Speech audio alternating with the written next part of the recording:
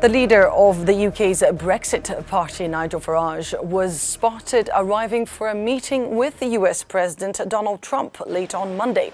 Yet just 2 hours earlier, he received a different sort of invitation. He was summoned to the European Parliament in Brussels to explain his failure to declare gifts worth around €500,000 from pro-Brexit tycoon Aaron Banks.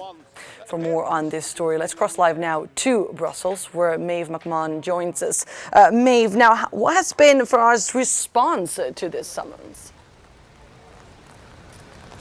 Well, Nigel Farage had a very clear response, and he said he will not be showing up to this summons at such short notice. The thing is, as you said there yourself, yesterday he received this invitation from the European Parliament to show up here in Brussels within 24 hours, but it came just 2 hours before he was sitting down with the US President Donald Trump and a couple of hours before his live radio show on LBC. So he was having a very busy day.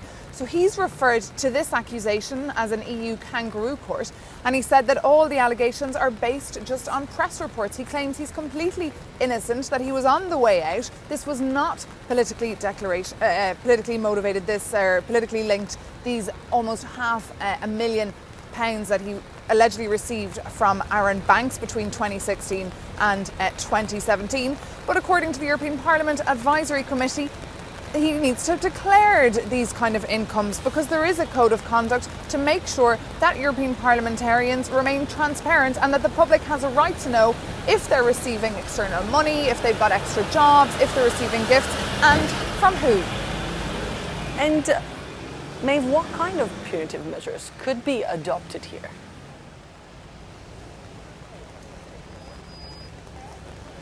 Well, Annalise, this all, of course, has to be decided what exactly happens if Nigel Farage is indeed guilty of breaching the rules, this code of conduct, the parliamentary rules. It would be, of course, Antonio Tajani, that's the president of the European Parliament. He will be the one to decide what action to take.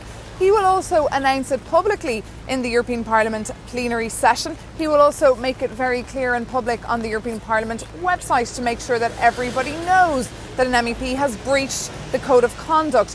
Nigel Farage could see, for example, his salary cut in half, something that already happened last year when he was found guilty of misusing EU funding. He could also see his daily allowance, some €320 that he receives when he shows up to work in Brussels and Strasbourg. That could be shaven back, or some activities could be retrieved, for example his speaking time in the European Parliament. But of course all these details need to be decided by first the Advisory Board, then the European Parliament, and anything that's decided, Nigel Farage will be given the right to reply and of course come and speak to the Advisory Board to make his case, of course.